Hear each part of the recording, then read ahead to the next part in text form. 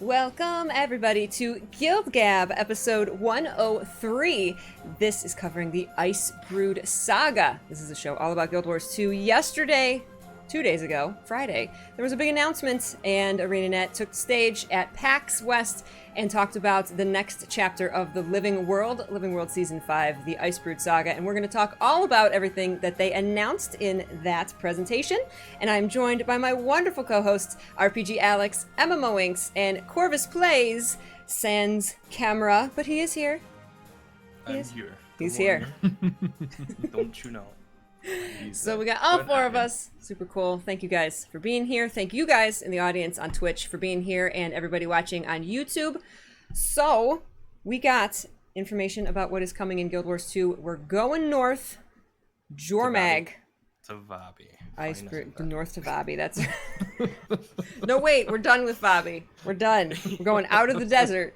We're going from the desert. We're going to go into the snow. Although, there's going to be a prologue episode. And we're gonna char party. Yeah. We're gonna charty like it's 1999. I died. I gotta say, I was laughing so hard at like seeing the char like rock out. It's great. Yeah.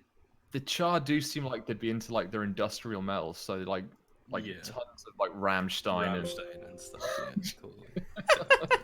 I can really see them getting on board with that.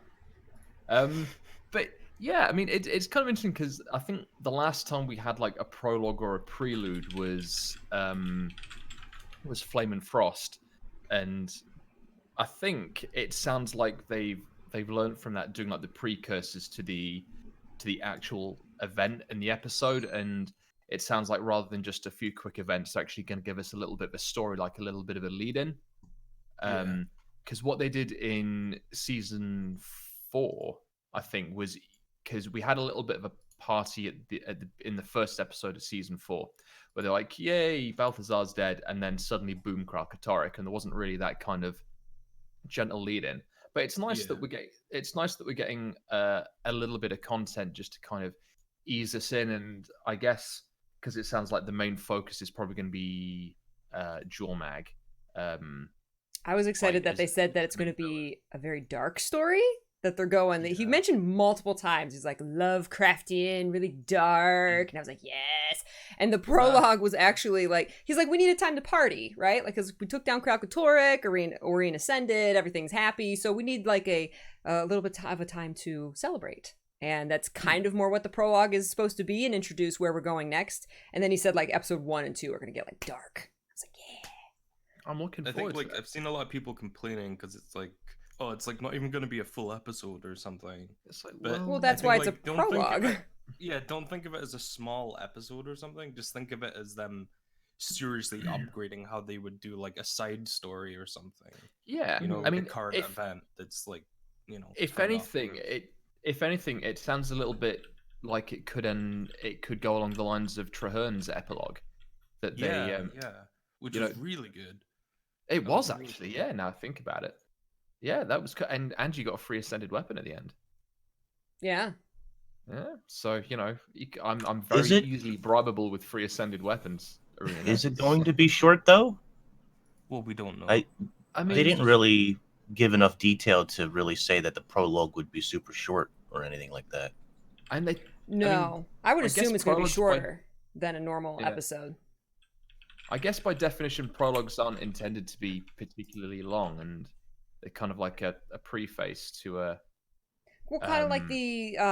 there was like an epilogue instant... Well, no, the epilogue instance to Puff, I guess that's not an expansion. That's not a good example. But more, I would say less than a Living World episode, more than a current event.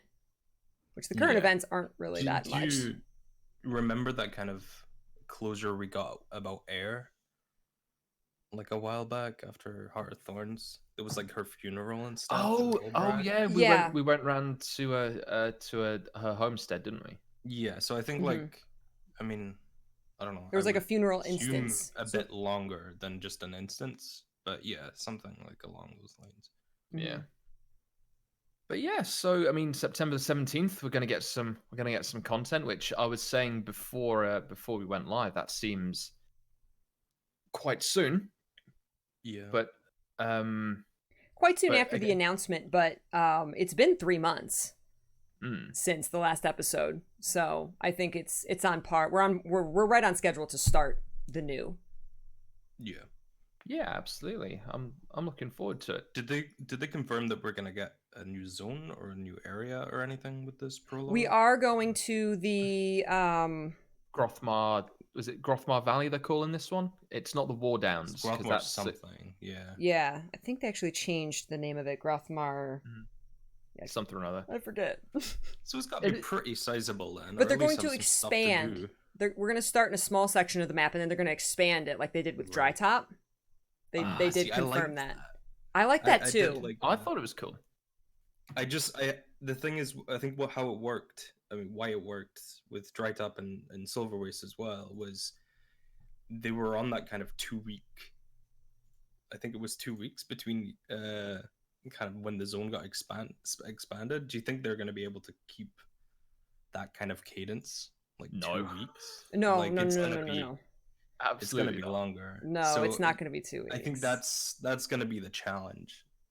Is whether a kind of part of a zone can last however long it's going to take. Yeah. Well, the other side of that coin is that at least now we should get maps that are more developed overall, because it's expanding rather than a brand new map that Yeah. became sort of cookie cutter in the last season. Now we should get, I would hope that by expanding the map, oh, what happened? No, you're good. No.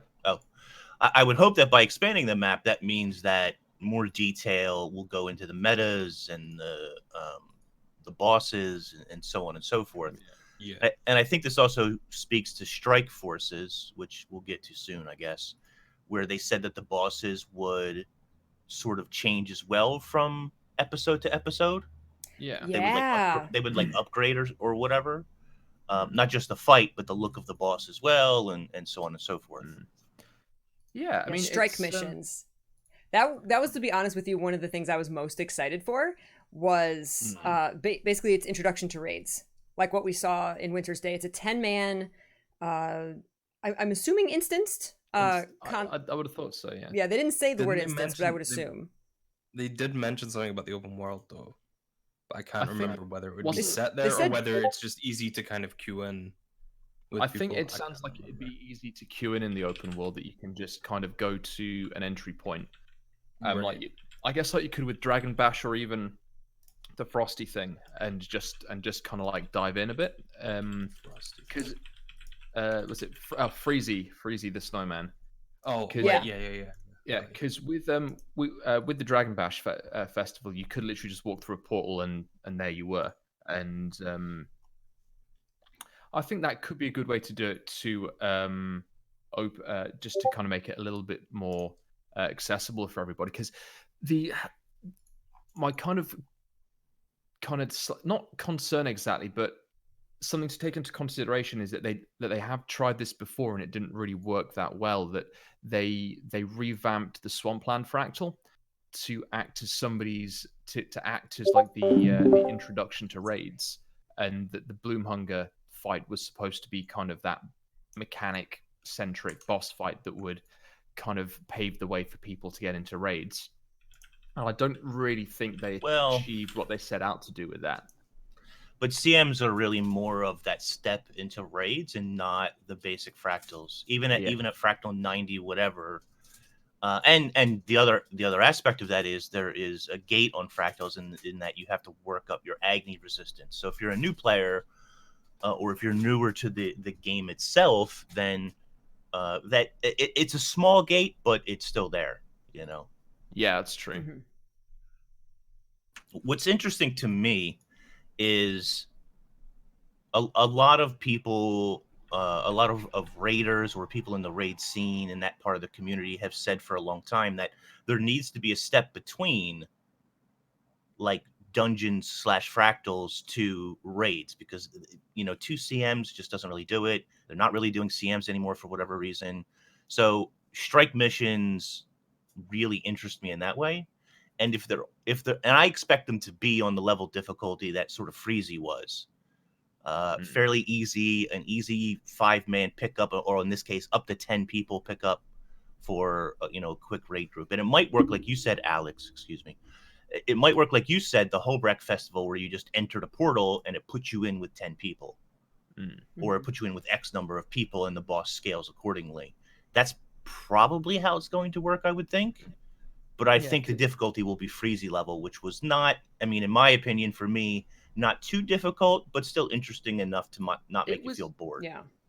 It was a mechanically interesting fight because you had the ice crystals around the sides at particular intervals. You had the AOE spam, but you also had the floor as well, which was just actually quite unexpected, and that did add a very strange kind of dynamic to like placement in the arena. But Elder Scrolls Online does something a little bit similar with its dungeons. So in terms of how they want these bosses to evolve, so each dungeon has like 2 paths. So you have like your path 1 or level 1 or whatever it's called, and it introduces like the story and a couple of mechanics, and you just run through it, and it's pretty easy, and you get to the end and everyone's happy. And then there's the rerun of the dungeon where you go on to the second level, and then they introduce tougher bosses, more mechanics, finish off the story, and all the models are kind of different, but it's still the same kind of area and still the same kind of setting, and it's just that the challenge is elevated. You know what other game does that with its dungeons? Guild Wars 2. Yeah, see, this is my biggest problem here is like, I understand that this is cool and it's dungeons in 2019. Yeah, no, this I didn't say in 2019. It's there for a purpose, which is to get people, it's an entry point for raids or whatever. Yeah. And while fractals or I guess way back dungeons kind of have been that, they've only really been that entry point because they're just there and they're easier. Like this is designed to do that, I guess. But what annoys me is just dungeons were there, people liked them, and then they kind of stopped. Fractals, the past few fractals they've added have been really cool, but are they stopping those now? Like what's happening? I can't imagine they're not going to make any more fractals. But I can see not. I just any figured more CMs. this would have been the point to mention that they were at least working on something, and now they're introducing this new thing, and I worried that it's going to be that kind of very old ArenaNet style of doing things, where they kind of invent a new thing and then kind of leave it, and then invent a new thing and then leave it. And I just don't want a new game mode. What they could have done here is reintroduce dungeons and say these new ones are going to be up to 10 man, and they're going to basically do the same thing, and it'd be like a revival kind of thing. So is it? Is it a name thing? Would you rather they have called them 10-man dungeons rather than coming up with strike missions? They were quite clear that this is largely going to be focused on. It's sort of like an expansion. A dungeon's going to have a narrative and trash. I expect it to be exactly what Secret Lair of the Snowman was. Have some very light narrative, just to kind of give you the setting. Why are you here? Why are you defeating this thing? And you run through some mobs and you have a boss encounter with mechanics. It's baby raids. It's like one raid boss that's not as hard as an actual raid boss. A great introduction to the environment and the mechanics of raiding, which is what exactly they said, that's that stepping stone, because getting into raiding is difficult with making a party, and hopefully this will team people up who have been intimidated by raids. They can make friends through this easier content, and then say, hey, we have a really good group going here. Do you guys want to attempt a raid? Yeah, let's try it. It's that stepping stone rather than just this, you have to climb a mountain to do this content. I really like that, and I do think that's going to be super useful. And I think, honestly, that's one thing ArenaNet have been battling, is this kind of disconnect between raiders and everyone else, or maybe everyone else and raiders more specifically, just because there's a lot of people who feel intimidated and kind of disconnected from it. Maybe it is just a naming thing. What they've said is that it just makes it feel like a new thing, and there's already a million things. And if they just kind of stuck it under the umbrella of dungeons or something else, you know, it makes them feel less kind of finicky, I guess, or flaky almost. I just don't like the idea of going to LFG and there's dungeons and raids and then this and then And that fractals and and then, strike you know, rate missions. yeah, and it's like like if I'm a new player and then I'm like, oh wait, so what is all dungeons this are stuff? those? What's the strike? Fractals are the thing, and I need to build up agony. So and That's then there's raid, understandable. like you know, Yeah. like it just makes sense to have everything kind of streamlined under certain umbrellas. And a lot of people would have been so happy to hear dungeons were coming back. And I also think because they've introduced these things as kind of training wheels for dungeons, people are gonna be like, I'm not gonna do that. You know, that's for noobs, or it's not impressive or cool to do that stuff. You know, I'm gonna do the real thing, and kind of skim over it, thinking it is just an easy mode kind of. You know, if they It added an is, easy mode and I'm raid, excited about it. how many raiders are gonna do the easy mode raid? They're just gonna keep doing the raids that they've done normally. And I mean, I just, Well, yeah, do it for they'll the stick to the achievements elite and content that they're used to, or you know, they'll go and try the strike missions, you know, mow through them yeah. easily, and that's fine. And then they've done that's you know more content. It was easy, but it's more content. I think it's almost like a branding issue, though. I think if they just introduced something and called it like easy raids, you know, I mean, it's what not they've going to said- have as much a wide appeal as if they introduced something and said this is a new dungeon. People already expect it to be easier than a raid, but because it's not, you know, explicitly an easy raid, people are going to be more interested. Well, in the point of strike missions is like super fast, like in and out sort of encounters. And we have to also remember that, and I'm sure that some raiders won't like this, but this content is not necessarily for raiders. This is for all those people who do not raid, to get them interested and invested in raid, so that they can put, you know, more hopefully more resources into raids. Because the sad part is Doom was sort of the pinnacle of difficulty when it comes to raids, and the two that came after that, while there are difficult encounters, the raids themselves, especially the newest one, are not that difficult, or not as difficult. And the cry from the raid community often is, we want more challenging content.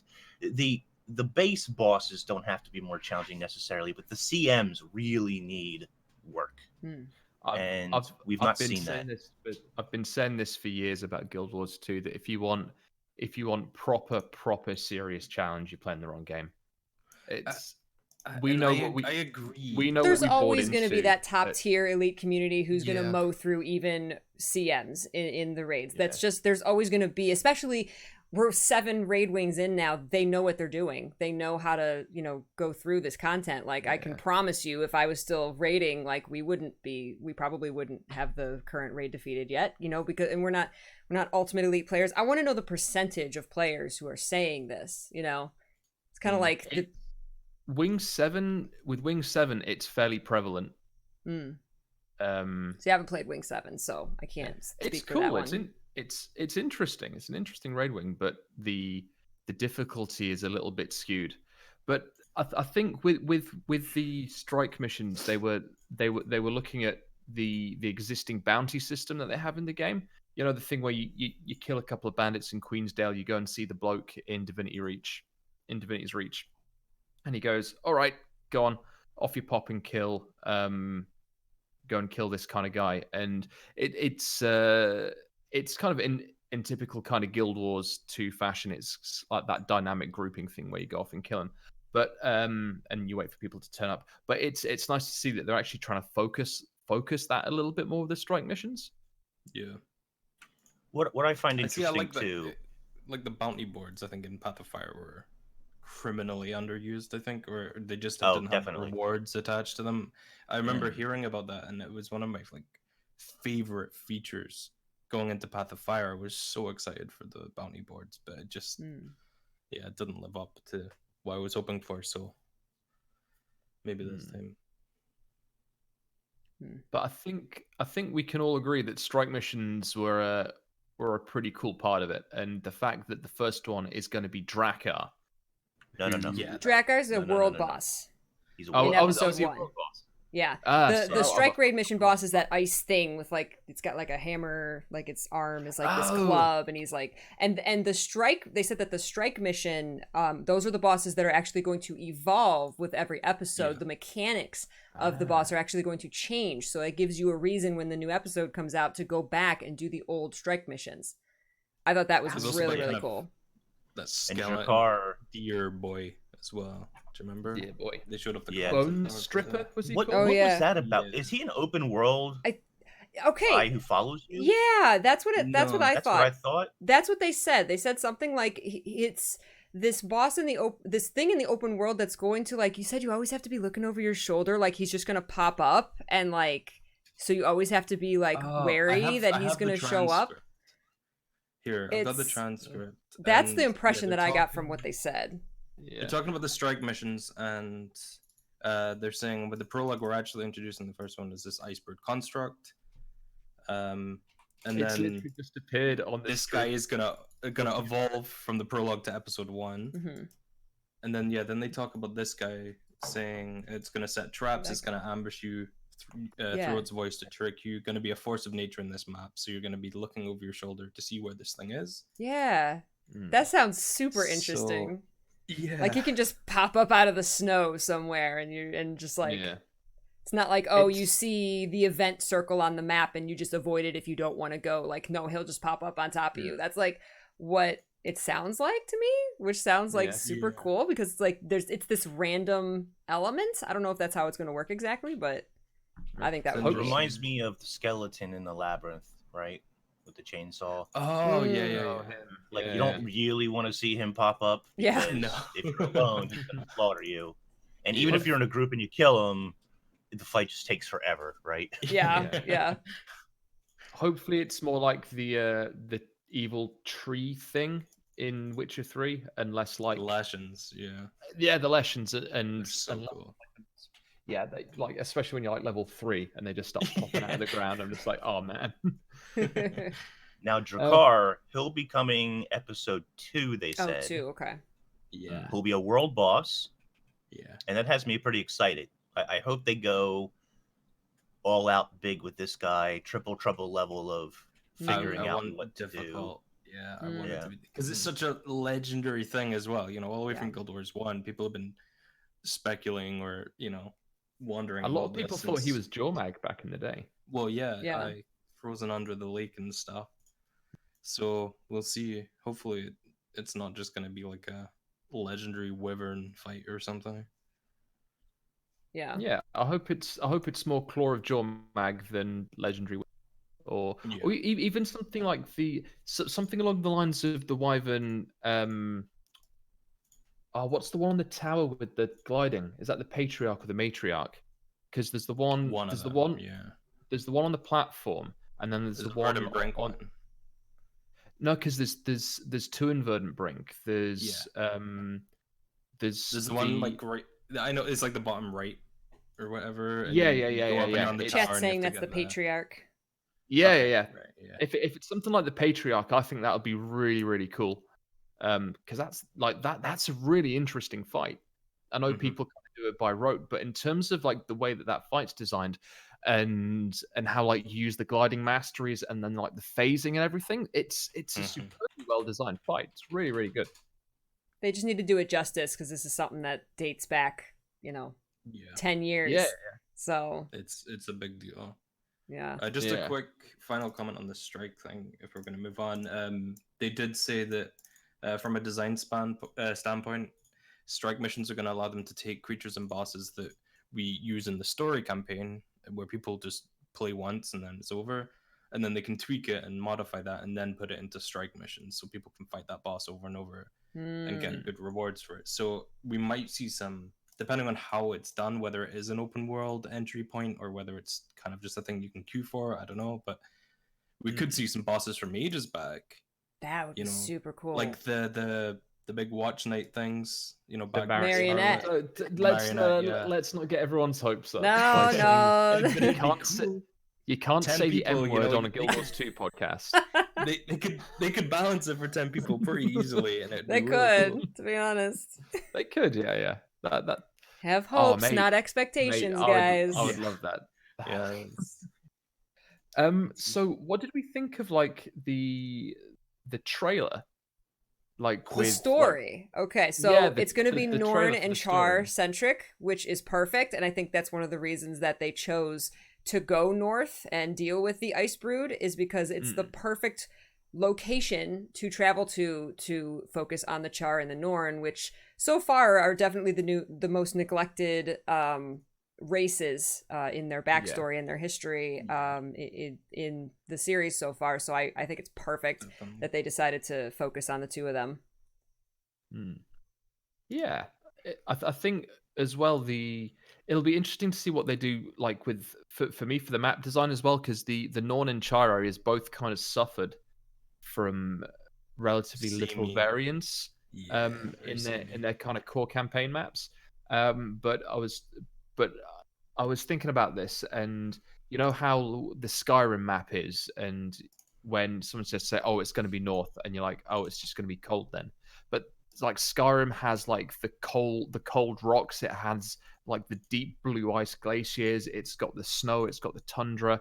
It's even got like the marshes and pine forests and Falkreath, and then it's got the Well, let's look at deciduous. Guild Wars 2. We've got Path of Fire was taking us to the Crystal Desert, and we're like, oh great, a bunch of desert. No, they had It's got desert, they snow. had, There was the Highlands, desolation, there was the Yeah. highlands, and they had beautiful, wetlands. they even had like a snowy, corner, Yeah. and they had just these beautiful lakes and oases and just a Yeah. beautiful variety of environments just within the Crystal Desert, which in Guild Wars 1 was pretty much just a bunch of sand dunes. It's just sad. So Yeah, that's it kind of was. what we were expecting, Yeah. but that's not what we got in Path of Fire. It was beautiful. Absolutely. So just because we're going north into the Shiver Peaks, that's not like it's not. Oh, we're just going to see snow. I'm really excited No. to see the variety of environments that they bring us. Especially because they're juggling between the two races, and that's still kind of split across the region in different kind of environments. But also, we're dealing with things like not just natural variants, but there's things like you go outside COF and you can see how warped everything is by like the kind of Flame Legion magic and this kind of super Titan vibes about everything. So like I don't know, there's a lot they can do. Yeah. And I just want them to focus on the Norn culture the same kind of way that when the Norn were introduced with Eye of the North, they were so mysterious and kind of spiritual, and there was something magical about them. And then Guild Wars 2 was just kind of like, oh, I'm a Norn, and that kind of let's drink ale and punch stuff, and I want that kind of super spiritual stuff back, the really mysterious kind of.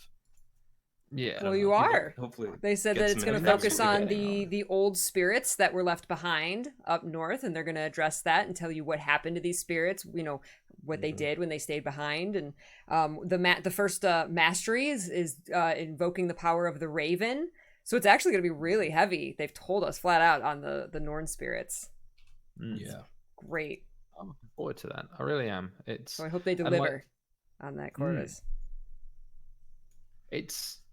Like there's with the actual saga season whatever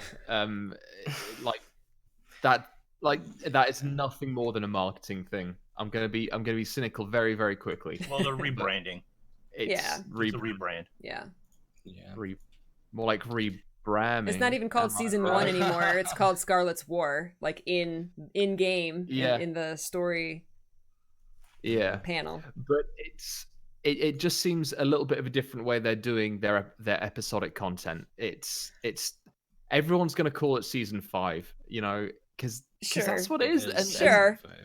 And there's Saying nothing season 5 is inherently going wrong to with that. mean the Icebrood Saga. Yeah, even Yeah. though ArenaNet's not going to call it season 5. Yeah, there's nothing wrong with referring to it as season 5, but the way, as long as you remember that the way that their release cadence is going to change, or the type of, or the way that That's the content is actually- going to appear in game is going to change. And That's actually what I was hoping for. Was I was hoping that they were going to actually tell us if there was going to be a release cadence change, but they didn't say Yeah. anything about that. That doesn't mean that there's not going to be. I hope that this prologue episode doesn't mean we're going to wait 3 more months before episode 1. I don't think it does. No. But I personally would rather have smaller updates more often than one entire map and entire story chapter every 3 months. I would rather every month and a half, we get part of a map, and then the next, 6 weeks later, we get the second part of the map and the kind of the finale of that story. Personally, I agree. The thing that I've taken away most, I think, from season 3 and 4 was that there was just too much downtime between episodes, and I'm not expecting them to push out a whole episode every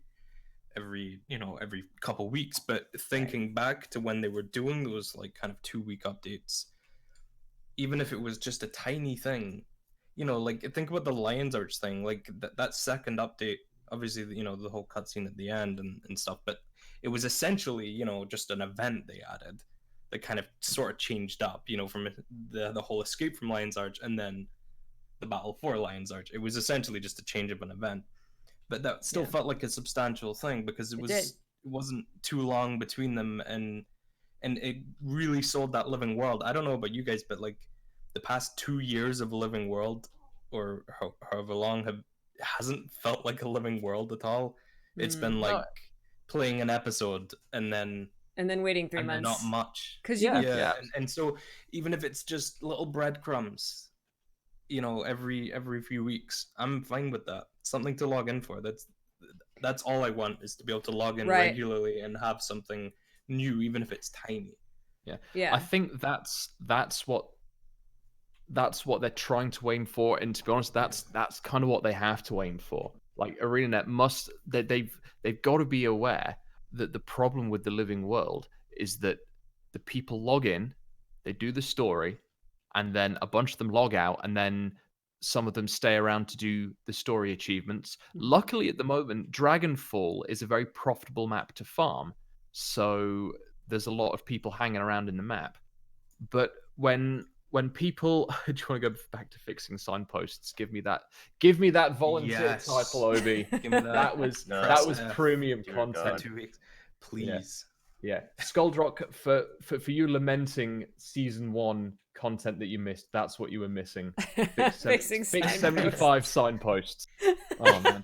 Here's your content. No, I wouldn't want it to go back to like a 2-week release cadence. Like that's just insane. I don't know how they did that. It'll quite clearly overwork them in the quality of stuff. No. Yeah, no, I wouldn't even want that. They said they have 4 content teams now. So like, and they did mention something about maybe trying something new with releases and having releases. I don't know. They said like we might be able to try some new stuff with the way we're doing things in the Icebrood Saga. So I don't know. I'm hoping that I would love smaller. Anything more often, like you said, a reason to log in. Yeah. If people only come for the story, for these big releases that have trailers, and it gets people hyped up for what's going to happen to the characters, I want it to be more than 4 times a year. That's all. I think honestly the cadence stuff is almost the most important thing. It's more important than almost hours of content, because if people are logging in even for just 10 minutes, if they were logging in for 10 minutes like every week, the game's always on their mind. It's a regular thing for them. Now, granted, when you have people clocking out for like 3 months, though, like there's and of course it depends on why you log in, because granted, there's festivals there. I mean, look at all the festivals we've gotten this summer. There's balance patches. There's there's literally something every single Tuesday, which is why I stream Guild Wars every single Tuesday, because there's always something, even if it's just a gem store update. And granted, people aren't going to log in just for a gem store update. But there's current events. There's there's balance patches. There's bug fixes. There's cooking. They introduced cooking 500. People log back into that. Mind. I don't understand ArenaNet. I love you guys, but come on, Inks. Why did you release? First of all, let's go back a little bit. Legendary Runes and Sigils. Strap in. Oh yeah. You released that clearly too early, and then it took you like a week or 2, I think, to patch and make it much better. Good. And then you released Cooking, all before your big hype announcement that you were hyping up. Why did you not save any of that? You didn't save any of it. You just released it, which is awesome. Don't get me wrong. I have been having fun with the cooking. I think they did a pretty good job with it. But you're coming up on a big super hype announcement where you don't really list off too many features of things that are going to be included in the saga season, whatever. And you release 2 features early. I don't understand. I don't understand. I think partly it's the mixed messages from the community of like we want stuff, and then there's it comes out before it's ready, and then do we save it for the announcement? So I think there's certainly a situation of they're damned if they do and they're damned if they don't to some point. But you're right. The stuff that should be coming out completely finished, and not just oh my god we forgot a whole bunch of stats to add to the legendary runes or whatever it was. Well, and one of the big criticisms, cooking has nothing to do with the saga. That doesn't matter. A new set of Gen 3 legendary weapons has nothing to do with the saga. They're kind of a side thing. But I was hoping they were going to say, by the way, Gen 3 legendary weapons starting with the new scepter or whatever like that. I was honestly hoping for something like that. Build templates have absolutely nothing to do with it. Build templates and other, but that was like. We're working on it still. I'm so excited for build templates. My point is this: you had this big announcement, which I enjoyed overall. I know a lot of people are very upset out there. I overall enjoyed the announcement, but you had people, myself included, who went beyond the scope of Living World, beyond the scope of Saga, and expected things like elite specializations and a new set of legendary weapons and an expansion. Like I don't know where that even came from, but an expansion. I don't know why people were saying, "Oh, they're going to talk about expansion." No, and the point to all of this is, like World vs. World, for example, they touched on it like for half a second, but they don't really have any information. Yeah. And so if you're lacking information about what a saga really is, because I don't think that was clearly explained, if you don't have more information about World vs. World, which people desperately want to hear about. If you don't have a lot of information about structured PvP, they didn't talk about raids or fractals, although we assume that those will still be staples. Yeah. If you don't have more in-depth information, which is what a big complaint is, then save cooking, where you can talk about all kinds of stuff to get people excited. Instead of spending 12 or 13 minutes on merchandise that people really didn't like. I'm a sucker for merchandise, so I don't care. But I'm buying those Funkos, and I don't even like Funkos. The merchandise thing, but see, I totally get, and I even did like a kind of sarcastic tweet about people who were surprised that they only focused on Living World when they announced that it was a Living World announcement thing. But for me, things like new elite specs, and other big features like that were still under that umbrella just because they announced there wasn't going to be an expansion, and instead this year it's a season. So I was like, okay, so they're going to have a big hook, maybe some expansion feature that's going to be tied in with the Living World, something they can talk about. And I totally understand people are worried about the future, and we don't really know anything about the future. And after that announcement, we kind of still don't really know anything about the future. I think I liked everything they spoke about. I liked what I saw. My problem with it was that was all we saw or all we heard about. I think they should have not necessarily touched on, in 2 years there's going to be an expansion, something stupid long scope like that. No, but I think just more information about just the game in general. I think things like fractals, things like raids, things like PvP in WoW World, like that was such a hard, cringy ass thing to go through. The joke about the one guy who plays PvP at the back there was just like, oof. And you're there, you're like, this mate, is a community of people that like have this been isn't so a joke about estranged. Like don't joke about the one guy who plays PvP because he's the one guy who plays PvP. There's no PvP happening at the moment because he is here in the theater. Exactly. Okay. The thing is, like, the more I've been thinking about it, it feels like NCSoft said, you're going to do a live show. And you're going to do a live show before PAX West in a theater. Because the guy wearing the poncho at the end, he's an NCSoft dude. Marketing rep. Yeah, by all accounts, he can sell coals to Newcastle, as we say over here. Well, he was there to talk about the merch, which is understandable. He was, but that was a third of the thing. Like, Yeah, Yeah, that's it was a third of the thing. it was cool to see 10 because minutes I or think so. well, hey, It I've been was- complaining about ArenaNet's lack of merch for ages. Same. Like years. You can go back to like the first year of GuildGab. Yeah, it was near 5 years ago or something. And I will have been complaining about not having enough t-shirts or something. Yeah, But for the sure. thing is, it's like And I think by it's the good, way, but if everything else hadn't been so lackluster, or at least just people wanted I don't things know. like elite specs. They wanted big bombs, even if that wasn't in the scope of anything they were talking about, because it was billed as living world discussion or whatever. Myself included, jumped over that fence and went, "Oh my God, we're getting all these crazy things, guys!" And none of that was ever remotely true, unfortunately. And then to have that, and you're already feeling a little disappointed. Where's my elite specs? Where's my expansion talk? Where's my raid talk? Where's whatever you're into? Where is more of that? Unless you love story, which I do, and unless you love lore, like I'm really excited about Norn Char getting dug in. If you're not into that, and I know a number of people who are not, and then you have to listen to merchandising, you're really angry at this point, or you're really upset, or you're really annoyed at this point, right? It's like, why do I care about streaming Guild Wars music on whatever that thing was? And why do I care about stretch pants? And why do I care about Funko toys? Which, by the way, I said a long time ago in GuildGab, World of Warcraft does plushies, or they used to. They do plushies that come with a mini code. Now we got Funkos with a mini code. Funkos with a mini code. They finally got around to it. So, I just want to see. Here's the thing, and I'm gonna say something. I'm gonna say something that we've all kind of probably seen around, and it's just like, why wasn't this a blog post, or why wasn't this done? Why wasn't this done as like an extended guild chat in the studio? The stuff that we saw was cool. The stuff that we could actually get into was cool.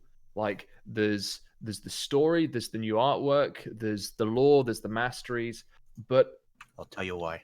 But to have a theater, to do this, it was timing. I can tell you it was timing, and it was because PAX West is in Seattle this weekend, and it coincides with 3 weeks before this announcement. There's really no reason for them not, because they have a presence at conventions now. They don't do big stage shows at every conventions, but they have like a booth. They have their giant, the mounts you can ride, like the jackal and the griffin. So they have a presence at conventions. That's what they're doing. So it's right in their hometown. So it was just timing. They were like, all right, PAX is right down the street. Let's have a stage show. Let's rent out a theater. I think it was this is only the second event that they've had a theater presence, and the first one was the Heart of Thorns announcement, which was above and beyond hype. So I think some people were going in expecting, because it's a live stage show in a theater at a convention, that it's going to be hot level hype, and that they never went into it saying it's going to be an expansion. So I think people were a little overhyped. But like, it was like, what, a 48-hour countdown stream, man? Because why not? Because they want you to be excited. They want you to tune in. They want you to be excited about their game. The 7th anniversary was 2 days beforehand. Why not do a 40-hour countdown? Sure, but they nuked. But there was the month.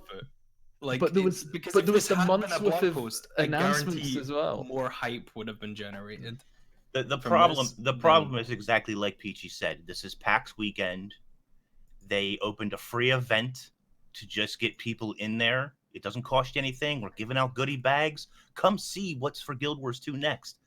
And believe it or not, it may have been cheaper for them to rent this theater than a floor space on PAX. Probably, yeah. At PAX West, right. Heck yeah.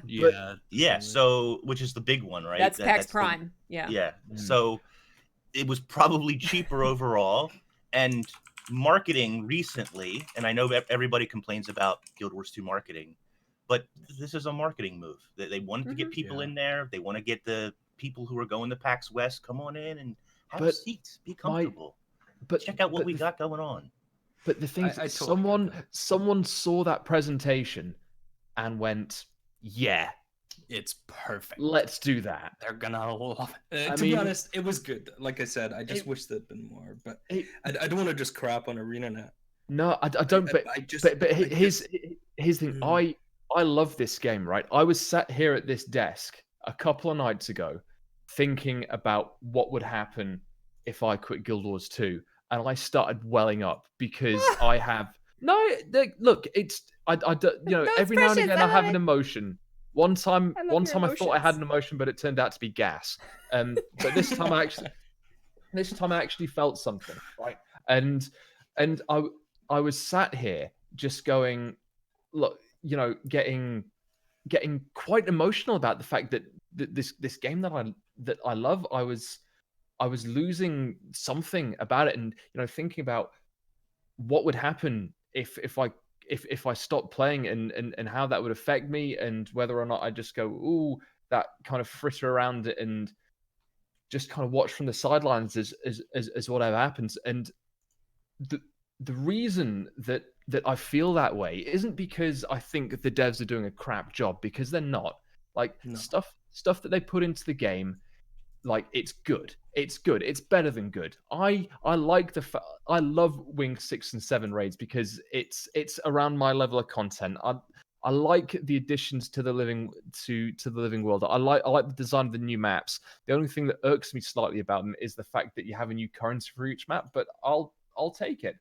But looking at this opportunity that they had, and they said, we are rebranding how we're doing our living world. We're giving it a new name. We're doing this 6-week or month-long countdown on Twitter and getting the hype going. And we get 15 minutes of you know, kind of vagueness about what's coming. But don't get me wrong, it's got its hooks in me, and I'm going to be playing it on the day it comes out. September 17th, I'm going to be there playing Bound by Blood because I want to see Retlock punch that dude in the face. Oh my god. But there was just there's the stuff outside the living world that desperately needs to be addressed, and this would have been a phenomenal platform to have done it on. That you've got the hype, you've got you've got people there ready to hear about the living world, to hear about what's been going on. You can give a few more details about what's going on, but then you can say, hey, look, you know, maybe we're going to go back to Sun's Refuge and give it a second pass and give you a proper home instance that is more than just gathering nodes. Maybe we're gonna, you know, we want to tell you a little bit more about the World v World Alliance system rather than just it's going to be coming at some point, maybe. You know, new armor sets, okay, there was a new armor set, but but new weapon sets, new elite specializations, which they know that people were screaming about. We want to see what comes next. We want this information, and they had this fantastic fantastic PR and marketing campaign on social media. Like, everyone was getting buzzed about it. Even the people who were getting riled by it and saying, oh, it's going to be trash or whatever, they were getting into it. And I know that there was like this undertone of hope by the people who were slagging it off, that they were saying, oh man, what if it's good? What if it's good? What if they pull through, you know? And I was just watching it, and everything that I saw about the game looked good. But I think there's some central part of ArenaNet that don't realize how screwed they're going to be in a year's time if something doesn't happen with everything else except living story. And that was my biggest gripe about the announcement. It worries me that they're not, like, it. if they don't even something. Now, I'm not a dev. I don't know how involved these things are, but I would think that they have the legendary weapon system pretty streamlined now. Like, you design a new weapon, and you know, there's not like a story you have to go through or anything now. Like, it's pretty. They've streamlined it so that every release there's a new weapon. Like, even just saying, like, we're, you know, like, not even saying like, hey, there's going to be another generation, like, of the like I said, not a dev, but the simple stuff obviously a legendary weapon is simpler than releasing an elite spec. So on that level, not even saying like Gen 3 legendary weapons are coming. Like, you didn't even have to show us anything. Just say they're coming. Like, that would have been, oh my God, like, yay, they're going to continue doing that. Not even saying that they're going to continue doing that is like, are they? Is this just a thing they're not going to do anymore? Like, it puts those doubts in your head. Now it's like elite specs. Are they going to do it? I don't know. And not giving, like you said, not giving any further details, even though the world versus world restructure was announced so long ago.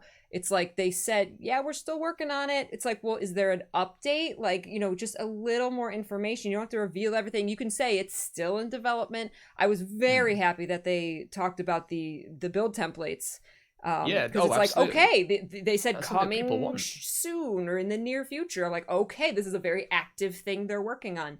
And they actually like had a little cinematic for it. They didn't tell us about how it worked, but they showed the weapon swapping. It was like, okay, they're actively working on this.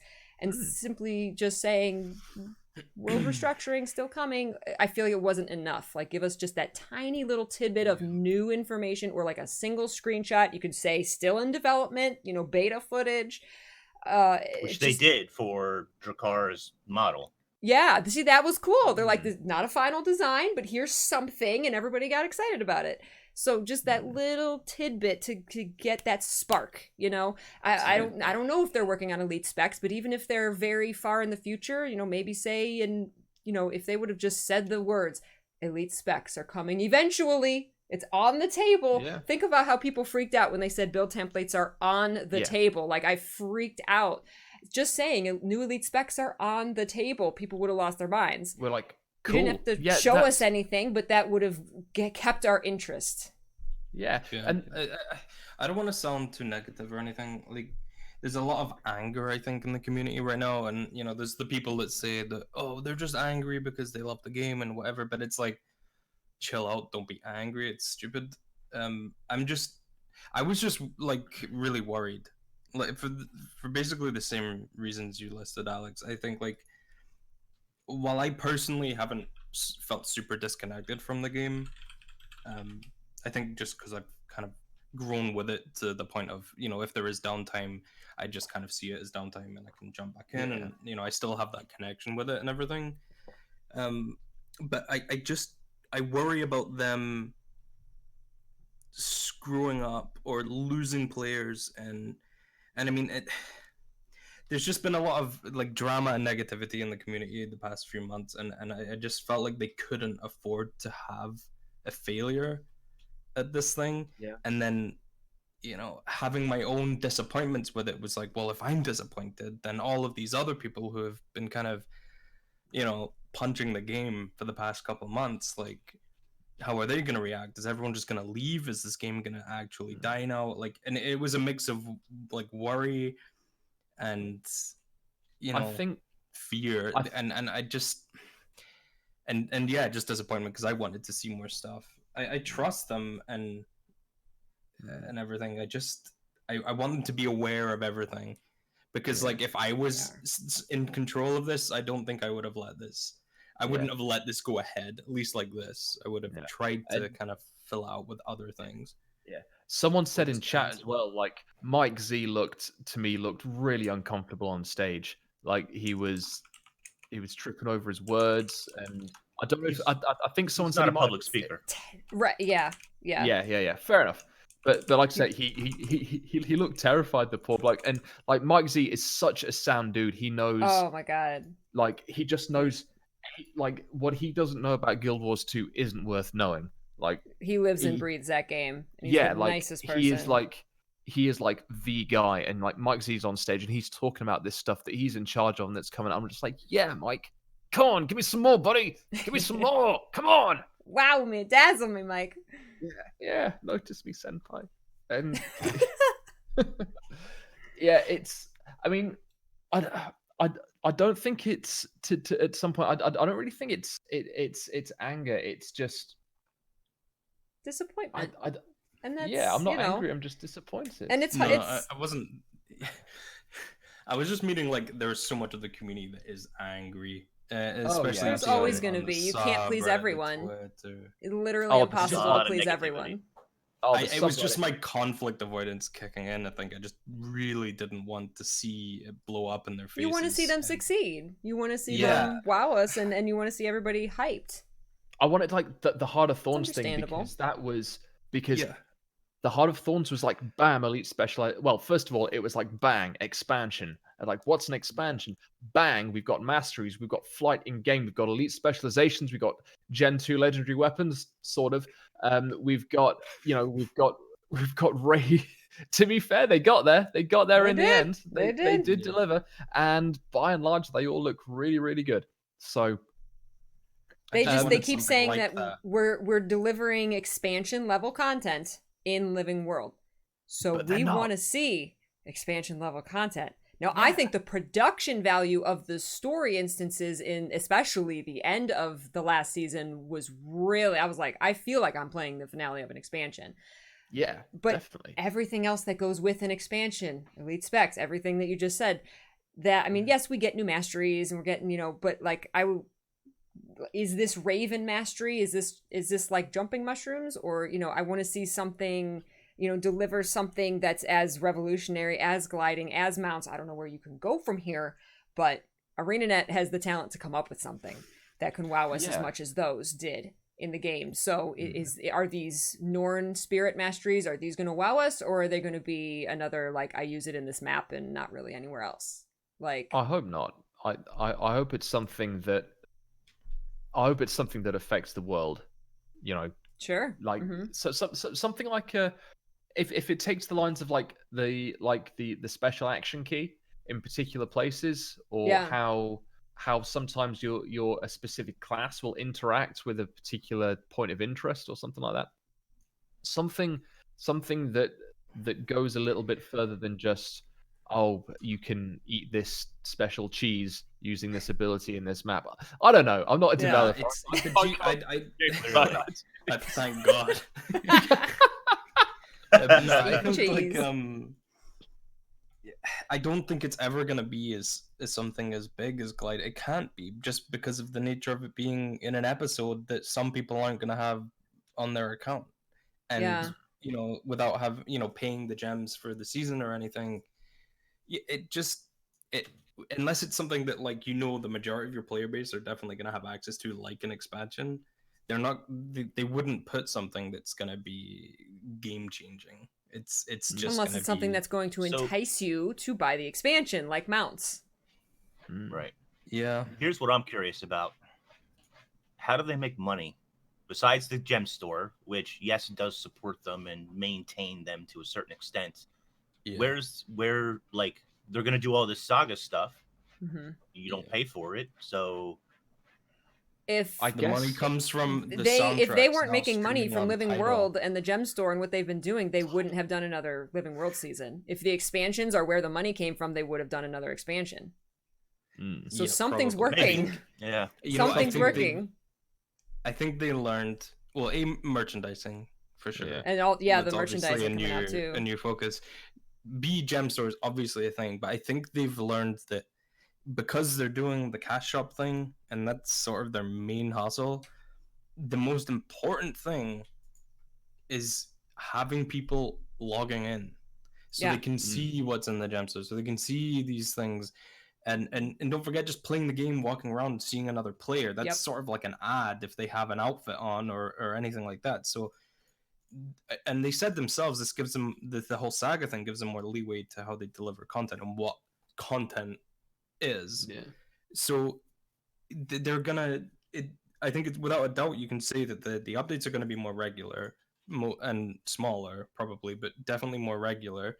And it might not be story, it might be this month it's a story update, and then the next month it's just kind of some other We don't activity know. that's been put in there. We don't know. Yeah, I But hope so. their focus with this is going to be to have people log in regularly. They've got to And see it's that age-old MMO problem of an expansion comes out and 6 months later everyone's Not even- they're not subbed or they're not logging in, even they're 6 just waiting months. for the next expansion.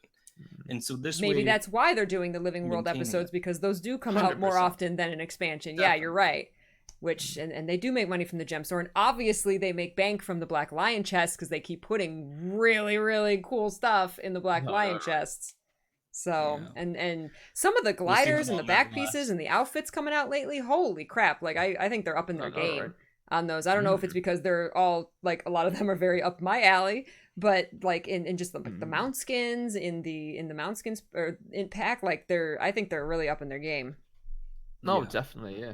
I mean, And- actually, speaking of like while we're here talking about expansion, something really cool that they are doing that they announced was that people who already own particular expansions are getting a couple of nice bonuses. So if you own Path of Fire but not Heart of Thorns, you get Heart of Thorns for free. That was And I now that think that was a brilliant move. yeah, and Brilliant. so now you just buy Path of Fire, really. Yeah, And one thing to buy, like and there you go. they ease of entry. Because before it was like, Yeah. because I mean, constantly on stream, they're like, okay, I want to play Guild Wars 2. What do I do? Well, there's a free to play version, play the base game, and then after that, there's 2 expansions. There's this one and there's this one. And even their buy page was a little confusing before because to buy both expansions together, which you got a discount if you bought them both bundled, you had to go to the Heart of Thorns page. You couldn't go to the Path of Fire Yeah, I page. always So found that was even weird. that was all confusing. So they just streamlined it. You buy one thing, you have the whole game. Now that doesn't include Living World episodes. So I would imagine that they still make money on people buying those past Living World episodes. So there's that too. I would have But thought see, so, this is a absolutely. problem. I did a tweet. It was just a conversation starter, but this was like maybe a month ago about the idea of if a season pass kind of idea, some easy kind of single purchase, super simple way for someone to get a season. Because I feel like the system they have now is it's not confusing, but I think like you want things to be as straightforward as possible. This is why they're bundling the 2 expansions together. Mm-hmm. Why isn't there? A Living Why World bundle. doesn't this include Living World or something with it? Or even or for why... a higher price. This also includes, like, Yeah. explain what Living World is. Someone coming into a new expansion, they hear, okay, there's expansions. People know what an expansion is. But then you hear there's Living World. Like, I have to explain this on stream all the time. I open up the hero panel, go to the story, and I'm like, okay, look. So there's the expansions, and then there's Living World seasons. Well, this one you need Heart of Thorns to play. This one you need Path of Fire to play. It's this convoluted But then system. you also need to buy all of the episodes. Right, as you can well, buy them as they- individually. You can buy them with gems, which is good. But also you can go and buy them when you buy the expansion. You can add on the Living Worlds. You can buy it as a bundle in the gem store. Like, people need to you're right. There needs to be one all-in-one package. Do you want everything, including the Living World, which is really important content? Yeah. It's not, then and they're selling it as expansion level content. This is really important. People need to know what Living World is. And now you have the Icebrood Saga. So people are like, well, is Living World, is that different from the Saga? Is that, and I understand it's a rebrand thing, which is fine. But like, a new player is going to be very confused. It's just another barrier. And I think, like, I don't think it would have gone down well this time, like, considering how the presentation was. But imagine they had listed off the main differences between the season and the saga and what's actually going to be coming. Maybe there was a whole calendar, and they were like, right, this is episode 1, this is episode 2, and then in between there's these other updates, but maybe they went full detail, and then they were like, and all of this is going to be free, but if you want, you can pre-order it as like the saga pass or something. It automatically bound that stuff to your account, so you don't have to worry about logging in this time, that time. And maybe you got a couple extras, some keys or some outfit, like a or pre-order bonus for the saga. Exactly. So that way, it's like they would have got the expansion pre-order hype, and then also would have made it less confusing for people that are like, oh, I logged in this week, but 2 weeks ago when there was that new thing added, I didn't. And does that mean I have to buy the episode, or how does it all work? It just deletes that confusion. Obviously, if they had done that, it would have been a complete shitstorm this time around, because we don't even know what the saga is or anything. And also there's the whole, why would I pay for it when I could just log in and get it for free thing. There's a whole lot of that stuff, but I think it needs to be more streamlined. And I think we had this conversation when Path of Fire came out, probably even when Heart of Thorns came out, where it's like, you have to understand that this expansion is the expansion, but it's also the next season kind of included in the expansion. And I think they should actually make it include it properly, where you buy Right. this thing and it gets it for you. Right. It should be buy Path of Fire, get all the content, Yeah. Get Well, season get all the 4. stories. Just And, go and, get and it you ready, also have know, to own Path of get Fire to play the Icebrood Saga. Yeah. They said. So it's So like, yeah. it I should was just- wondering it if they should were going all to be do in that or one. not. If they were going to open it up to everyone, which would mean free-to-play players. What if free-to-play players could play the Icebrood Saga? They're jumping way ahead in the story, but wouldn't that entice them to get everything in between? They're like, oh Yeah. man, I'm missing a lot. Like, who are these characters? Oh my god, look at this content that's not core game. Look at the level of Well, let's be quality real of this as new well. content. Wow, I want to play everything before then. Let's be fair as well. The last episode, did kind of end really nicely It did. Yeah. in a way that could just make this free for everybody who's at like level 80. Mm-hmm. And suddenly you have a bunch of people who haven't played the expansions and are interested in the more kind of end game and current events of things, and that could probably boost sales like retroactively for sure. Mm-hmm. There I should be a think thing this too. would even be a good starting point for just having this content free for everybody at level 80, depending on how this Yeah. all goes. The way they There should announced be a it. thing too. Go ahead, Inks. Sorry. There should be a thing too where when you log back into your account, there should be here's what you missed while you're gone. You missed Yeah, episode 1, 100%. episode 2, Yeah. episode 3. Do you want Yeah. to buy these? This is a discount bundle you'll get or something. Hmm. You know what I mean? Instead of trying to like charge players full price because they were gone for 6 months. Yeah, that's not. You something. don't want to Like- punish. It's Right. just a punish. Like, oh, you're interested in playing You our wanna game. welcome them back. Here's a paywall. Right. You want to welcome them back with some. Yeah, exactly what you said. Sorry, I agree completely with that. Mhm. I think for now they're sort of playing it right. That I don't really see how they could kind of with the way that they were doing season 2 when it came out, that they've committed to having the living world being bought separately.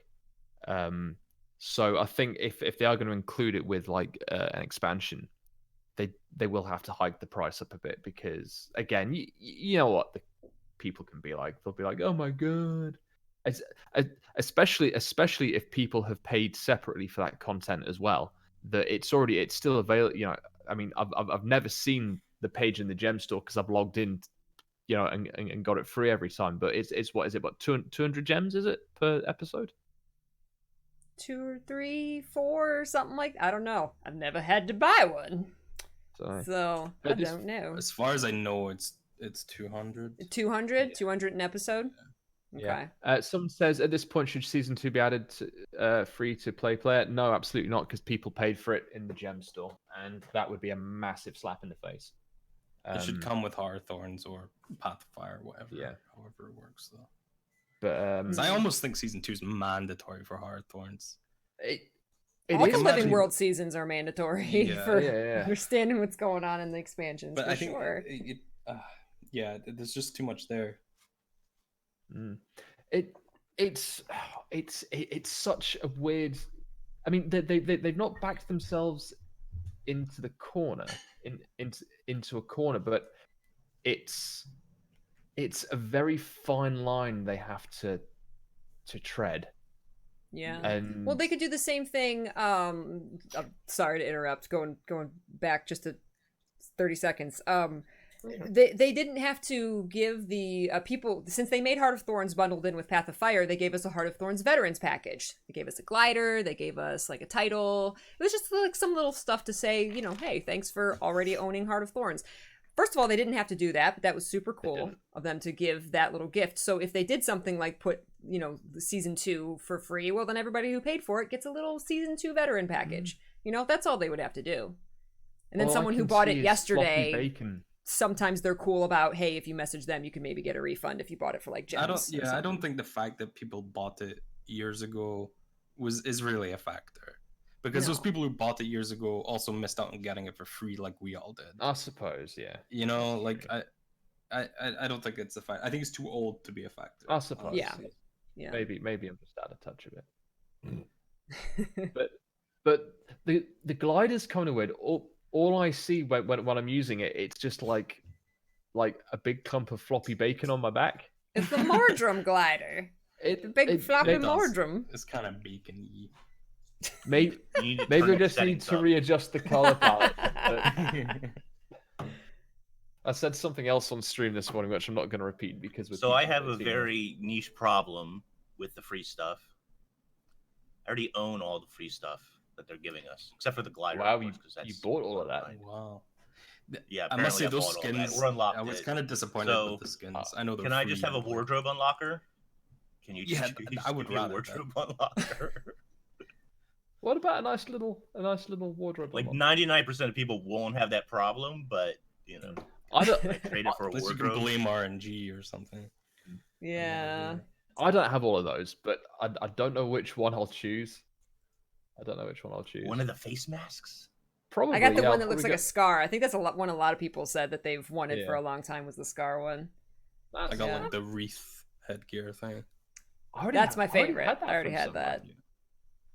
Yeah. can't But like they remember didn't why, have but to do obviously that. did it some- They didn't have They to didn't. give No, us it was a that nice stuff, but little- they did. I was like, good job. I mean, even like an exclusive glider, like that's awesome. It was a Well, I think nice they little learned their thing to do. lesson. Do you remember Heartthorns and that whole fiasco that happened? What did they do? Sorry, with Well, just with when Go 2 went free to play, and you know that whole thing. yeah, people getting They free gave people that a was free like- character slot that I didn't want. That was probably Oh, like the the biggest character- oh, the fiasco they've ever had to character- face. So, Oh, like, gee. I have the Jeez. weirdest complaints about the game that nobody else has. How Everybody dare else is you like give me a character slot. Yay! I think, and I'm I like, think the character boo, slot- no I think character the slots. slot thing was justified.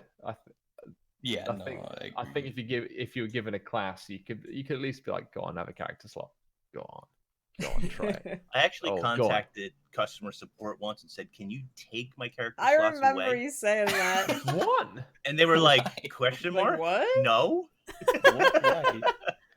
Why? Why would you do that? ask this? I just want more. I want to be able to hold more than 10 males, please. Yeah. Oh god, yeah, that is so Mailbox shit. expander, just 400 gems. Yeah, oh my god, male. No, I would not pay for it. I Yes, would you not pay for it. But Yes, you no, would. no. Guys, have you forgotten that you still have to pay for bag slots on your characters? That's fine. That's fine. I've not done that. I'm surprised they in, haven't like, expanded that actually. Why can't you buy I've more paid that bag for, like, slots? I paid for that on like 2 characters, and the rest was just sorry, lads, you're having 4 Oh, 18 see, slot that's- boxes. I think But- that's garbage that it's character based. Surely you should Yeah. unlock a slot on every character. Yeah. That seems like super old school. Like ArenaNet wouldn't do that. Mm. No, Guild Wars 2 Monk, Aaron, has 1 bank slot. He's never unlocked a second Oh bank my slot. god. I don't know how he survives, but he Jeez. does. Wow. He's not a That- hoarder. I have like 9, and mine's like 9 or 10, I think, and my bank is just awful. 10. Like, yeah, it's I think I I've got got something like 3 that. bank slots. maybe Really? 2 or Oh my 3, God. Yeah. And I don't even have the material upgrade one either. Oh, mine's at I've got the 2000, material dude. upgrades as well. Maxed. Yeah. I've spent a lot of money on this game. Yes, I only have the shared inventory slot that I've gotten for free from expansions or whatever. Like, Yeah. Oh never god, I've bought a actually load of those thought. as well. I've Stop! got a Stop whole reminding I me got why like 15 shared inventory slots. Stop And we reminding me wonder why I they're look at doing my bank Living account World and and say, keep people Yeah, I was logging gonna in, say buying the food. stuff from the gem store. We need an intervention. Yeah. Cool stuff in the black line. I took my Chests. I took my cards out of the gem store. I took my cards, my PayPal out of the gem store. That's the first step. But then it's like, but you know your PayPal login, and I'm like, no, no more ArenaNet. I've been good. But here's the shiny thing. You want it. No. The shiny mount skin. No, senpai. Requisition No, packages Renaissance. and Ugh. There is the Man. what's it, the founders pack or whatever it's called. The preparation pack for New Icebrood Horizons, the where every 3K week. gems and get a thing every week. Every yeah. week you get something. Yeah, I bought the first one of those when that first came out. Well, this Is one that has any mount good? skins that you can only get that way now, right? Now, what they did before Yeah. was they're going to release that mount license after the 4 weeks. are done. So for these 4 weeks, that'll be the only way to get those new mount skins. That's good because I like some of those. Yeah. Why would they not make more money by putting the mount select license in the gem stores? So I got the fat sky scale because Fat Sky Scale was good. Yes. You got the chonky. The jiggle physics. chunky, chunky the sky scale. Dead or alive. Oh dear. Nice. Yeah. To be Now, fair, if they could just add that belly to like a Norn for me. Oh, dude, imagine. Shaky belly. That'd be so good. Jiggle Yep. belly. Yeah. Like again, like the gem stores. So the mount skins, they look great. You know, regardless of how you feel about the pricing or the methods of acquisition, they just look so good. Like, Yeah. I just wish, and I said this with massive gliders. thing, I it's just the I bomb. wish there was a way to get them in game. Sure. Yeah. Maybe Like imagine there was. I mean, I know maybe dungeons we'll are the see thing, that but in Saga. imagine farming a dungeon over and over to try and get a rare mount drop. Like that sounds so hype and chill for me. I would do that all night, every night. You know, just Classic. grinding out a thing. It'd be so fun. I just wanna- want something like They that. I don't want want something your to fun. farm They want for. your gems, Corvus. I just want to grind, man. I want to grind.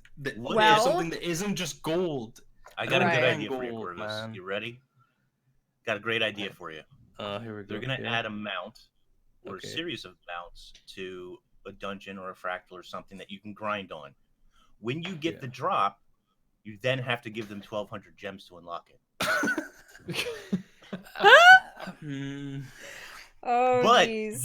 you get the special privilege of buying it when other people can't even buy Right. it. That's right. Okay. Privilege. I mean that I appreciate Surprise the mechanics. opportunity. Thank you very much. Send you an Surprise with email box saying, mechanics. "Congratulations, you Yeah, unlocked free Fat it." Sky Scale. There's 1,200 gems to use it." Did you forget? You unlocked Fat Sky Scale. Are you sure? You have 1 more week to buy it, or you're going to have to farm it again. You'll have another chance to buy it. Oh, lordy. But that's one thing I do miss is I miss grinding, and I don't want to just farm gold. I hate that everything comes down to gold in Guild Wars. So I really want something that I like rare things, man. I want to farm for a rare thing, and that's I think one thing Guild Wars 2 really lacks compared to any other MMO. So just add some things like that, you know, rare skins or something. Not stupid rare like an infusion. Legendary weapons, dude.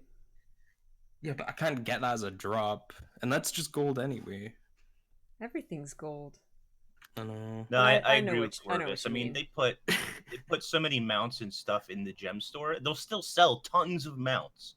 Yeah. Let's put a couple in the game somewhere by doing something without that doesn't cost you gold. You know. Yeah. Mm-hmm. Oh well. And actually, I think the Arene weapons, the Scion weapons or Scion weapons, are a good Yeah. example of that because They're you guaranteed get it from right after doing you the meta, and then it's guaranteed after I don't know how many chests. I think it's 1,000? 1,000. Oh, really? Yeah. Yeah. Which is kind of crazy, 1,000. But hey, you know, at 1,000, I'm Oh, I going didn't to know get one of that. those weapons. Yeah, it's a rare drop, but also after 1,000, it's guaranteed. Oh, nice. I got Did not mine know as that. a drop, though. Feels nice. Nice. Nice. I have none. Super nice. I still have to play for my 1,000 chests, which I'm okay Ugh. with. You know, Nah, man. Just buy gems, dude. you can't buy them. Yeah. They'll Yeah. be there somewhere. They'll be in the. They'll be available for the Black Oh, Lion gosh. statuettes. Yeah. The unlocks, yeah. Yeah. Hey. Oh, dear. One thing I wanted to go back to with the story is we mentioned Ritlock punching a dude in the face, which, Oh, yeah. which was so epic. They specifically said when they were talking to the narrative team about like they were gonna try and add more like character drama to this Yep. season, and that got me like more excited for the story than anything because I think that that's something that they've slowly been working up, and I think the writing and the narrative has been getting better and better, but you need this connection with the characters. You need that drama between the characters. Like, I was so, like, that was like a 10-second cutscene. I didn't know what was going on, but Ritlock punched a dude in the face after he insulted, like, his, you know, him not being there for his kids, and I was like, yeah! I was like, punch him! So That was so good, and I was like, please, give me It was more. like Yeah, I was that like, give me more of sound as that. well. The sound of it connecting as well. That Yes, was like the sound effects were so crunch. good. They were right on, like you could feel it. You could feel the weight of like Ritlock's fist, and it was beautiful. And yeah, I think this the is something narrative like, needs that.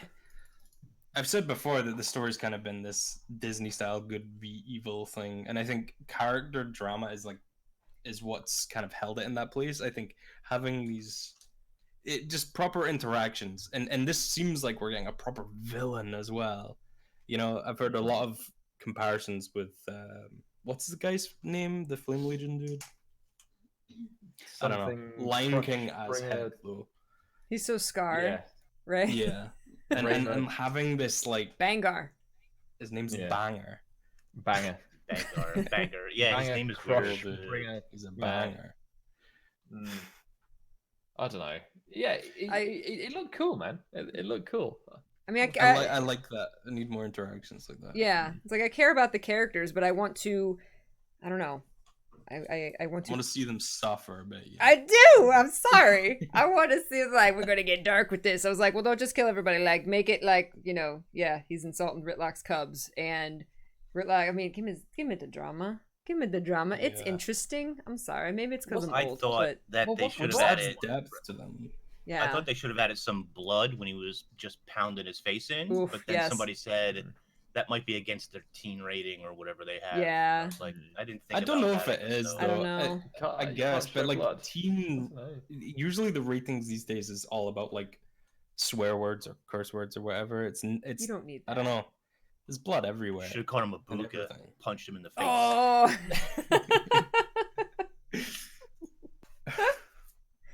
But yeah, really. Also, is his face unique, or can you recreate Banger's face? Yeah. It is unique. So, yeah. I love his face. Yeah, he's very Scar-like, like Peachy said. Mm-hmm. I like his face.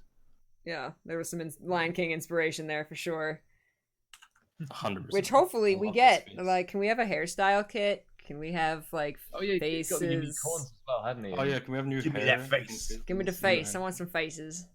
It's been a while, right? It's been a long time. It has been a while. They gave us human. They gave us human hair when. Yeah, but wasn't that just Norn hair that was added to humans? There were new hairstyles that they introduced for the NPCs in Path of Fire, and so they gave like humans and maybe Norn like the access to those in the hairstyle kit. But right, okay. Like other than that, we haven't really had anything. That'd be cool. That would be super cool. New hairstyles. That's how they're gonna make their money. New hairstyles. Jokes on them. That's I've the got thing. Everyone has like 500 hairstyles. I know, right? From the black lion lion chest. A million makeover kits, so like they wouldn't actually make any money off it. So many just sitting there. Yeah. I just want a tome of knowledge sink. Tome of knowledge thing. You can turn them into spirit shards. Tome of knowledge. Oh yeah, spirit shards. I love spirit shards. I need more spirit shards. If you get 10,000 tomes of knowledge, you can trade it in for a permatome of knowledge. So anytime you need a click it. Dude, there you go. That wouldn't even be that bad. I would like to sell them though, even just at like a silver each or something. Inks was right. You can trade them for spirit shards, can't you? Yeah. I love spirit shards. I've only got like 9,000. I mean, how I've got all those Eldritch scrolls and Bloodstone shards to buy. Is there any way to properly turn them into anything like useful? The only real way is to sort of like make the unique skin weapons that came out with the core game, and just sort of make some money on them. So stuff like the Anomaly and Volcanus and all that kind of stuff. I remember like way back in the day, you could like buy Heart Quest gear and then put it in the forge. What am I thinking? That's karma converting. That's you could upgrade materials with them, or something. I can't remember. There was some ways to make. I think you can make some money. What they should talk about GW2 Classic. Yeah. Oh man, I just want to go back to vanilla, dude. they should have a week-long event to unlock something cool, a mount for everybody. Right. But it costs you like tomes of knowledge. You got to throw your tomes of knowledge into the Mystic Forge. Yeah. Oh, it'd And have to be a lot. If you don't though. donate like 1,000 tomes, then you don't qualify for the mount. Yeah. Drain all those tomes of knowledge out of the game. Like they drained Mithril, Yeah, Yeah. exactly. That was cool. throwing millions of Mithril into the forge. Although now I see, normally I ignore the Mithril nodes, but now I got the mining pick that like upgrades like the first, I don't know, 20 like materials. So the Mithril nodes give me Orichalcum now. So I'm like, yeah, I gotta not ignore Mithril. Plus I need gobs and gobs of Mithril for Exordium, but Oh, Tons, dude. Do you know what? I made tons. Tlaco the other month, and I can't hear you. I had. Oh, can you hear me now? there you go. Yeah. I made Tlaco or Telco, Tlaco. however you pronounce it, the other month, and I thought, you know what? I've got thousands and thousands of Mithril, so I'll be fine. I'll be fine. I was not fine. He wasn't fine. Narrator, he was not fine. Just and like suddenly I ran out, and I was like, "Have I wrong?" No, it just Nope. costs a lot of Mithril, man. Yeah. I see. I've got the precursor for that, but I've not Oh, taken me the too. plunge on actually making Oh no, this was just for the precursor. just for the precursor. Yeah. It's a lot of I materials. didn't notice. So Yeah. I don't know. I guess I'm cooler than you or something. We talked about one thing we glazed over a little bit. I just want to mention the trailer, the concept art, like the animated concept art trailer, and how like really That was cool that cool. was. Yeah, it was awesome. Animation, I've never seen. They do that a lot. They do that the kind of concept art, style of trailer, but I've never seen that much animation in Yeah, it. but see, this Their was- animation and cinematics team is like really. There were points in the trailer though that it was clear that it was like 3D models with that painterly style over it, and that it was the exact same method I think used for the Heart of Thorns trailer. You know, with Ritlock, and you see That's what it reminded me of. Yeah. and I was like, dude, like they're pulling out, that same level of quality. Like think back at the Path of Fire trailer, that was all like gameplay. Apart from the end of season cutscene that led into it, it was pretty much all just gameplay trailers for Path of Fire. So this was like, I was like, whoa, they're going back to a full proper trailer like Heart of Thorns. I hope they used that somewhere in game and it wasn't just for that announcement. Yeah, me too. But that was Me too. super cool, But man. you don't usually see that style in game. No, not at all. That's why I hope it's going to be used for something else, like for recycled. It probably cost them a lot for that because it was an external studio that did it. Oh, was it? For Heart of Thorns? Yeah, it was actually for Heart of Thorns. up Yeah, in yeah. Scotland. Yeah. So I wonder if it was. Yeah, exactly. If it was in house or contracted out again, because it was definitely the same style. If it was contracted out, they had a different company this time because the style is very It was different. new, yeah. It reminded me of, and I don't know how many people have seen this, the animated Lord of the Rings, way The before old there were school, movies. yeah. Jeez. It Man, very that's been a much long reminded time me of since I've that seen that. style with the wind beneath the bird's wings and the shaded cell, as Red is calling it. Very cool. Yeah. I've not seen that in so long. But yeah, super pretty. And there was a lot of things, and again, you mentioned earlier about how they mentioned Lovecraftian horror and stuff, and there's a lot of speculation of references to the deep sea dragon. We saw that boat getting sunk and going deep underneath, and maybe something's happening there. Obviously, there's a lot of underwater stuff in Lovecraft, so who knows?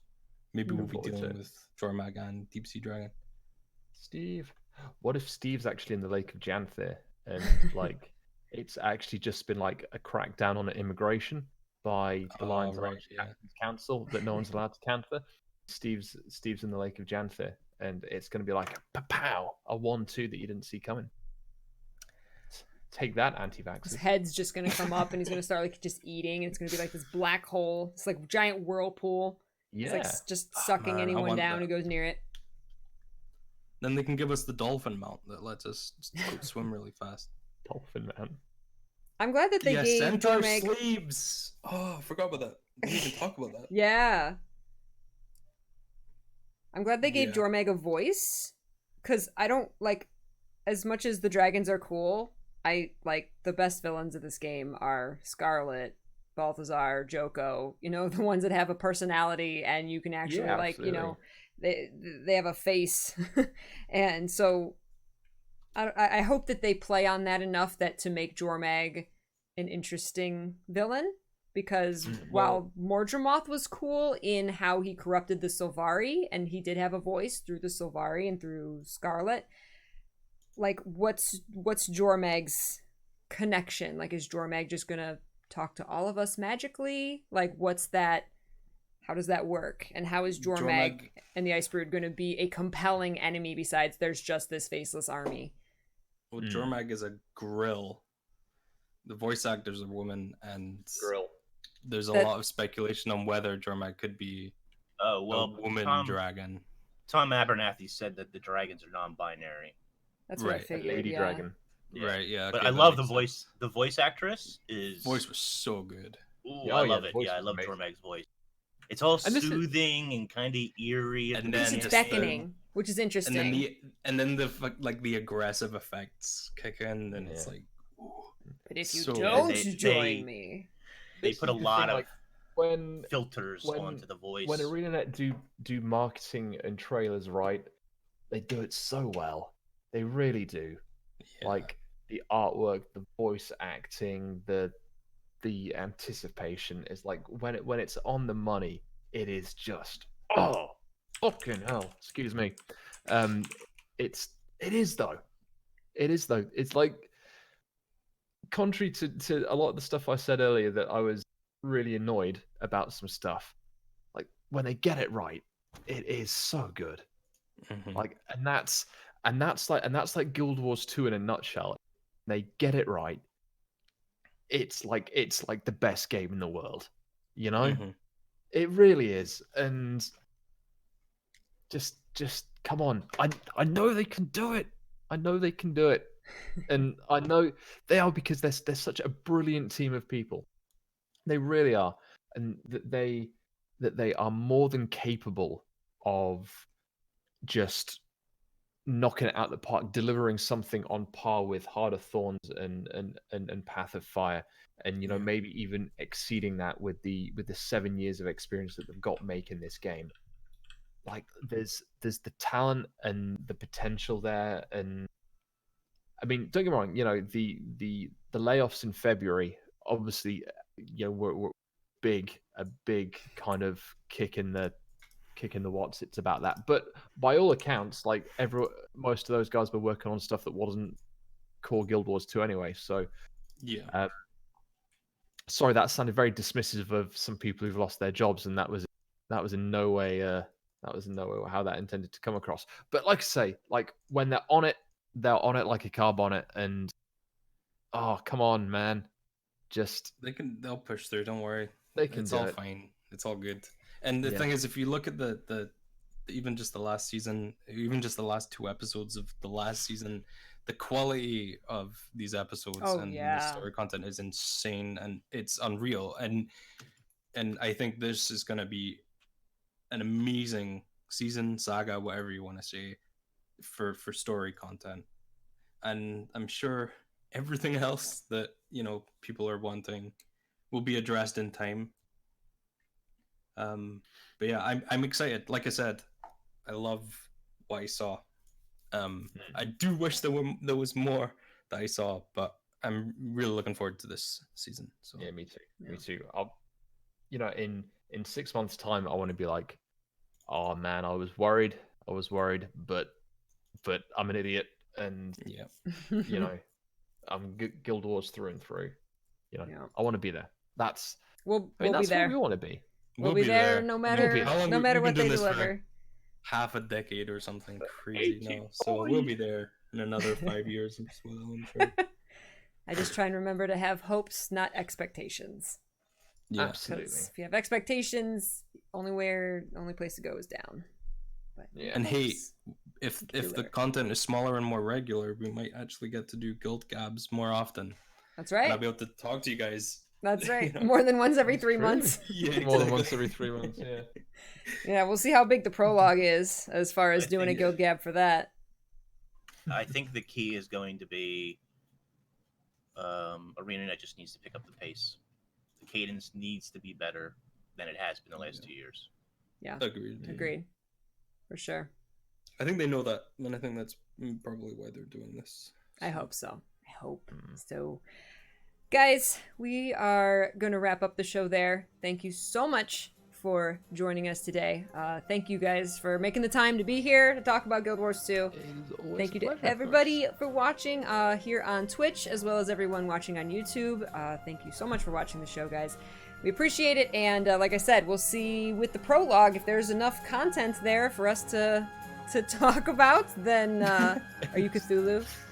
Yeah, that's it. The Lovecraftian horror. There it is, the Lovecraftian horror. We'll I'm see. ready for- We'll see. Bring it, ArenaNet.